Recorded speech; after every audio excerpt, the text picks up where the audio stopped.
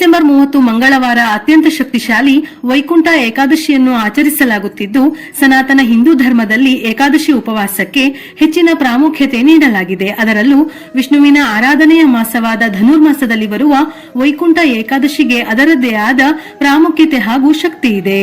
ಪಂಚಾಂಗದ ಪ್ರಕಾರ ಪುಷ್ಯಮಾಸ ಅಥವಾ ಧನುರ್ಮಾಸದ ಶುಕ್ಲ ಪಕ್ಷದ ಏಕಾದಶಿ ದಿನವನ್ನು ಮೋಕ್ಷದ ಏಕಾದಶಿ, ವೈಕುಂಠ ಏಕಾದಶಿ ಅಥವಾ ಮುಕ್ಕೋಟಿ ಏಕಾದಶಿ ಎಂದು ಕರೆಯಲಾಗುತ್ತದೆ. ಈ ದಿನ ಮಹಾವಿಷ್ಣು ಗರುಡ ವಾಹನದ ಮೇಲೆ 3 ಕೋಟಿ ದೇವತೆಗಳೊಂದಿಗೆ ಭೂಲೋಕಕ್ಕೆ ಇಳಿದು ಬಂದು ಭಕ್ತರಿಗೆ ದರ್ಶನ ನೀಡುತ್ತಾರೆ. ಆದ ಕಾರಣ ಇದಕ್ಕೆ ಮುಕ್ಕೋಟಿ ಏಕಾದಶಿ ಎಂಬ ಹೆಸರು ಬಂದಿದೆ. ಇದರ ಜೊತೆಯಲ್ಲಿ ಈ ಒಂದು ಏಕಾದಶಿ 3 ಕೋಟಿ ಏಕಾದಶಿಗಳಿಗೆ ಸಮವಾದ ಪವಿತ್ರತೆಯನ್ನು ಹೊಂದಿರುವ ಕಾರಣದಿಂದಲೂ ಇದನ್ನು ಮುಕ್ಕೋಟಿ ಏಕಾದಶಿ ಎನ್ನುತ್ತಾರೆ. ಏಕಾದಶಿ ತಿಥಿ ಸಮಯವು ಡಿಸೆಂಬರ್ 30 ಮಂಗಳವಾರ ಬೆಳಿಗ್ಗೆ 7 ಗಂಟೆ 50 ನಿಮಿಷಕ್ಕೆ ಪ್ರಾರಂಭವಾಗಿ ಡಿಸೆಂಬರ್ 31 ಬುಧವಾರ ಬೆಳಗಿನ ಜಾವ 5 ಗಂಟೆಗೆ ಮುಕ್ತಾಯವಾಗುತ್ತದೆ. ಏಕಾದಶಿ ಪಾರಣೆ ಸಮಯ ಡಿಸೆಂಬರ್ 31 ಬುಧವಾರ ಮಧ್ಯಾಹ್ನ 1 ಗಂಟೆ 31 ನಿಮಿಷದಿಂದ 3 ಗಂಟೆ 48 ನಿಮಿಷ. ಹರಿವಾಸರ ಸಮಯ ಬೆಳಿಗ್ಗೆ 10 ಗಂಟೆ 12 ನಿಮಿಷ. ಹರಿವಾಸರ ಸಮಯ ಅಂದರೆ ದ್ವಾದಶಿಯ ಮೊದಲ ಕಾಲು ಭಾಗ ಎಂದರ್ಥ. ಏಕಾದಶಿ ತಿಥಿಯ ದಿನದಂದು ಉಪವಾಸವನ್ನು ಪ್ರಾರಂಭಿಸಿ ದ್ವಾದಶಿ ತಿಥಿಯ ದಿವಸ ಉಪವಾಸ ಮುಕ್ತಾಯ ಮಾಡಬೇಕು. ಏಕಾದಶಿ ವ್ರತವನ್ನು ಆಚರಿಸಿದ ನಂತರ ಉಪವಾಸದ ಸಮೇತ ಆಚರಿಸುವವರು ಮರುದಿನ ಅಂದರೆ ದ್ವಾದಶಿಯಂದು ವಿಧಿವಿಧಾನವಾಗಿ ವ್ರತವನ್ನು ಮುಕ್ತಾಯಗೊಳಿಸಿ ಆಹಾರ ಸೇವಿಸುವುದನ್ನೇ ಪಾರಣೆ ಎಂದು ಕರೆಯುತ್ತಾರೆ. ಏಕಾದಶಿಯ ದಿನ ಉಪವಾಸವಿದ್ದು ದ್ವಾದಶಿಯ ದಿನ ಪಾರಣೆ ಮಾಡಿದರೆ ಮಾತ್ರ ಆ ವ್ರತದ ಸಂಪೂರ್ಣ ಫಲ ದೊರೆಯುತ್ತದೆ. ಪಾರಣೆಯನ್ನು ಯಾವಾಗಲೂ ದ್ವಾದಶಿ ತಿಥಿ ಇರುವಾಗಲೇ ಮಾಡಬೇಕು. ಸೂರ್ಯೋದಯದ ನಂತರ ದ್ವಾದಶಿ ಮುಗಿಯುವ ಮೊದಲು ಪಾರಣೆ ಮಾಡುವುದು ಅತ್ಯಂತ ಪ್ರಶಸ್ತ. ಒಂದು ವೇಳೆ ದ್ವಾದಶಿಯ ದಿನ ಹರಿವಾಸರ ಸಮಯ ಇದ್ದರೆ ಆ ಸಮಯ ಮುಗಿಯುವವರೆಗೂ ಆಹಾರ ಸೇವಿಸಬಾರದು.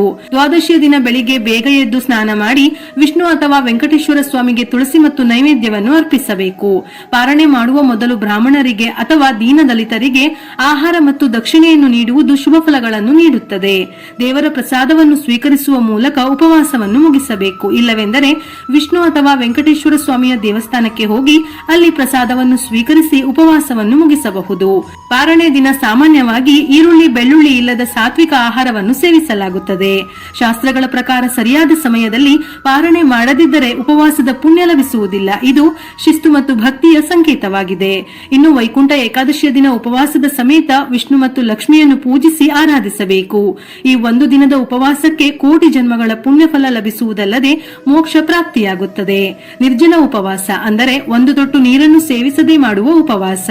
ಭಾಗಶಃ ಉಪವಾಸ ಅಂದರೆ ಅನ್ನ ಹೊರತುಪಡಿಸಿ ಸಾತ್ವಿಕ ಆಹಾರ, ಹಣ್ಣು, ಹಾಲು, ಹಾಲಿಗೆ ಸಂಬಂಧಪಟ್ಟ ಆಹಾರ, ಸಾಬುದಾನ, ಅವಲಕ್ಕಿ, ಆಲೂಗಡ್ಡೆ ಇವುಗಳನ್ನು ಸೇವಿಸಿ ಮಾಡುವ ಉಪವಾಸ.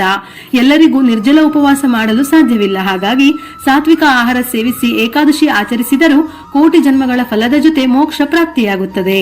ಆದರೆ ಈ ದಿನ ಅಪ್ಪಿತಪ್ಪಿಯೂ ಅನ್ನ, ಈರುಳ್ಳಿ, ಬೆಳ್ಳುಳ್ಳಿಯನ್ನು ಸೇವಿಸಬಾರದು. ಇನ್ನು ವಯಸ್ಸಾದವರು, ಅನಾರೋಗ್ಯ ಇದ್ದವರು, ಚಿಕ್ಕ ಮಕ್ಕಳು ಅತಿಯಾದ ಉಪವಾಸ ಮಾಡಬೇಕೆಂದೇನೂ ಇಲ್ಲ. ಸಾತ್ವಿಕ ಆಹಾರ ಸೇವಿಸಬಹುದು. ಸಾವಿನ ನಂತರದ ಬದುಕು ಇದೆಯೋ ಇಲ್ಲವೋ, ಆದರೆ ಸಾವಿನ ನಂತರವೂ ಮನುಷ್ಯ ಉನ್ನತಿಯನ್ನೇ ಬಯಸುತ್ತಾನೆ. ಹೀಗಾಗಿಯೇ ಪಾಪ ಪುಣ್ಯಗಳಿಗೆ ಬದುಕಿನ ಅಂತಿಮ ಘಟ್ಟದಲ್ಲಾದರೂ ಮಹತ್ವ ನೀಡುತ್ತಾನೆ.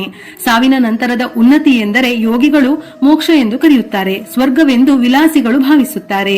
ಹರಿಭಕ್ತರು ತಮ್ಮ ಪಾಲಿನ ಸದ್ಗತಿಯನ್ನು ವೈಕುಂಠವೆಂದು ಹೇಳುತ್ತಾರೆ. ಹೆಸರೇ ಹೇಳುವಂತೆ ವೈಕುಂಠ ಧಾಮದ ಒಡೆಯನಾದ ವಿಷ್ಣುವಿನ ಆರಾಧನೆಯ ಜೊತೆಗೆ ಈ ದಿನ ನಿಯಮಾನುಸಾರವಾಗಿ ಉಪವಾಸ ಮಾಡಿ ಏಕಾದಶಿಯನ್ನು ಆಚರಿಸಿದರೆ ವಿಷ್ಣು ಸಮೇತ ಮುಕ್ಕೋಟಿ ದೇವರುಗಳ ಆಶೀರ್ವಾದದ ಜೊತೆಗೆ ಮೋಕ್ಷ ಪ್ರಾಪ್ತಿಯಾಗುತ್ತದೆ. ಅಂದರೆ ಈ ದಿನ ಭಕ್ತಿಯಿಂದ ಉಪವಾಸ ಮಾಡಿ ಪೂಜೆ ಮಾಡುವ ಭಕ್ತರಿಗೆ ಮರಣದ ನಂತರ ವೈಕುಂಠದಲ್ಲಿ ಸ್ಥಾನ ಸಿಗುತ್ತದೆ ಎನ್ನುವ ನಂಬಿಕೆ ಇದೆ. ಸಾಮಾನ್ಯವಾಗಿ ಏಕಾದಶಿಯ ದಿನ ಉಪವಾಸ ಮಾಡುತ್ತಾರೆ, ಆದರೆ ವೈಕುಂಠ ಏಕಾದಶಿಯನ್ನು ಸರ್ವಶ್ರೇಷ್ಠವೆಂದು ಹೇಳಲಾಗುತ್ತದೆ. ಯಾಕೆಂದರೆ ವೈಕುಂಠ ಏಕಾದಶಿ ಎಂದು ಶ್ರದ್ಧಾ ಭಕ್ತಿಯಿಂದ ಉಪವಾಸ ವ್ರತವನ್ನು ಆಚರಿಸಿದರೆ ಉಳಿದ ಎಲ್ಲ 23 ಏಕಾದಶಿ ವ್ರತವನ್ನು ಆಚರಿಸಿದಷ್ಟೇ ಫಲ ಪ್ರಾಪ್ತಿಯಾಗುತ್ತದೆ.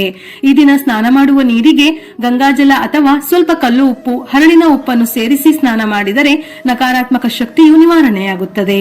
ಸಾಧ್ಯವಾದರೆ ಈ ದಿನ ಹಳದಿ ಬಟ್ಟೆಯನ್ನು ಧರಿಸಿ ಪೂಜೆ ಮಾಡಿದರೆ ತುಂಬಾ ಶ್ರೇಷ್ಠ. ಮನೆಯಲ್ಲಿ ವಿಷ್ಣುವಿನ ವಿಗ್ರಹ ಅಥವಾ ವೆಂಕಟೇಶ್ವರ ಸ್ವಾಮಿಯ ವಿಗ್ರಹ ಫೋಟೋ ಇದ್ದರೆ ಹೂವುಗಳಿಂದ ಅಲಂಕರಿಸಿ ತುಳಸಿ ದಳವನ್ನು ಅರ್ಪಿಸಿ ಶುದ್ಧ ಹಸುವಿನ ತುಪ್ಪದಿಂದ ದೀಪ ಬೆಳಗಬೇಕು. ವಿಷ್ಣುವಿನ ವಿಗ್ರಹ ಫೋಟೋ ಇಲ್ಲವೆಂದಾದರೆ ದೇವರನ್ನು ಪ್ರಾರ್ಥಿಸಿಯೂ ತುಪ್ಪದ ದೀಪವನ್ನು ಬೆಳಗಿ. ತುಳಸಿ ದಳವಿಲ್ಲದೆ ವಿಷ್ಣುವಿನ ಆರಾಧನೆ ಅಪೂರ್ಣವೆಂದು ಹೇಳುತ್ತಾರೆ. ಹಾಗಾಗಿ ತಪ್ಪದೆ ತುಳಸಿಯನ್ನು ಅರ್ಪಿಸಿ. ಈ ದಿನ ವಿಷ್ಣುವಿಗೆ ಪಂಚಾಮೃತ ಅಭಿಷೇಕವನ್ನು ಮಾಡಿದರೆ ತುಂಬಾ ಶ್ರೇಷ್ಠ. ಸಾಧ್ಯವಿಲ್ಲವೆಂದಾದರೆ ಪಂಚಾಮೃತ ಅಭಿಷೇಕವನ್ನು ದೇವರ ನೈವೇದ್ಯಕ್ಕೆ ಇಡಬಹುದು. ಇದು ಸಾಧ್ಯವಿಲ್ಲವೆಂದಾದರೆ ಬಾಳೆಹಣ್ಣು ಸಕ್ಕರೆಯನ್ನು ದೇವರ ನೈವೇದ್ಯಕ್ಕೆ ಅರ್ಪಿಸಬಹುದು. ಈ ದಿನ ಒಬ್ಬ ಬ್ರಾಹ್ಮಣ ದಂಪತಿಗಳಿಗೆ ಊಟ ಹಾಕಿದರೂ 1,00,000 ಬ್ರಾಹ್ಮಣರಿಗೆ ಅನ್ನ ಸಂತರ್ಪಣೆ ಮಾಡಿದ ಫಲ ದೊರಕುತ್ತದೆ. ವೈಕುಂಠ ಏಕಾದಶಿಯ ದಿನ ಹಿಟ್ಟಿನ ದೀಪ ಬೆಳಗಿದರೆ ದುಪ್ಪಟ್ಟು ಪುಣ್ಯ ಫಲ ಲಭಿಸುತ್ತದೆ. ಸಾಧ್ಯವಿಲ್ಲವೆಂದರೆ ಮಣ್ಣಿನ 2 ದೀಪಗಳನ್ನು ಬೆಳಗಿಸಿ ಪ್ರತಿಯೊಂದು ದೀಪಕ್ಕೂ 5 ಬತ್ತಿಗಳನ್ನು ಸೇರಿಸಿ ದೀಪ ಬೆಳಗಿದರೆ ಶ್ರೇಷ್ಠ. ದೀಪಕ್ಕೆ ಅರಿಶಿನ ಕುಂಕುಮದ ಬೊಟ್ಟನ್ನು ಇಟ್ಟು ಶುದ್ಧ ಹಸುವಿನ ತುಪ್ಪದಿಂದ ದೀಪಾರಾಧನೆ ಮಾಡಬೇಕು. ಇನ್ನು ಹಿಟ್ಟಿನ ದೀಪಾರಾಧನೆ ಮಾಡುವವರು 5 ಅಥವಾ 7 ದೀಪಗಳನ್ನು ಬೆಳಗಿಸಿದರೆ ಶ್ರೇಷ್ಠ. ಅಕ್ಕಿ ಹಿಟ್ಟಿಗೆ ಸ್ವಲ್ಪ ಬೆಲ್ಲ, ಹಾಲು ಮತ್ತು ತುಪ್ಪವನ್ನು ಸೇರಿಸಿ ಹಿಟ್ಟಿನ ದೀಪ ತಯಾರಿಸಿ ಕುಂಕುಮದ ಬೊಟ್ಟು ಇಟ್ಟು ಹಸುವಿನ ತುಪ್ಪದಿಂದ ದೀಪಾರಾಧನೆ ಮಾಡಿ.